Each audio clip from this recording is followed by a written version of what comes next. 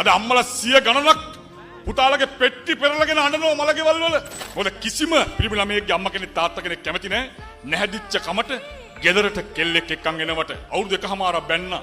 තාත්තගෙන් කෑම එකක් ඉල්ලන්න කලින් මේ දුවට කෑම එකට කෑම දෙකක් ලැබුණේ.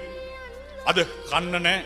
අද කෑම එකක් ඉල්ලනකොට ආදරවන්තයෙක්ගෙන් ලැබුණේ කණේ පාරක්. අවුරුදු එකමාරක් ගත වෙනකොට පුංචි දරුවෙකුත් හම්බ වෙලා. ඒ පුංචි දරුවට දෙන්න අද කිරිනේ. කිරි පැකට්ටක් ගන්න සල්ලි නෑ. මතක් වෙනවා තාත්තා එකින් එකට කිරි පැකට් ගෙනල්ලා දුන්න විදිහ මේ දුවට.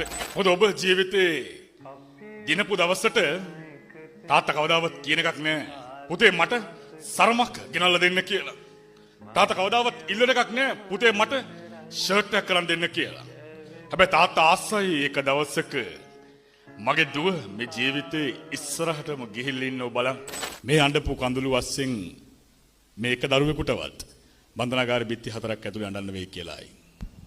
කවදාවත් නැහැ. මේ බිත්ති 4 ඇතුලේ අඬන මිනිස්සු කවුරුත් යාළුවන්ගේ නම් බිත්තිවල ලිව්වේ නැහැ. කවුරුත් එකට බජව් දාපු, කවුරුත් එකට නරක වැඩ කරපු, සමාජයේ අසම්මතයි නීති විරෝධී කියලා කරපු වැඩ කරපු කාගේවත් නම් බන්ධනාගාර කූඩු ඇතුලේ කවුරුත් ලිව්වේ නැහැ. ලිව්වේ අම්මා දන්නවා මං කවුද කියලා.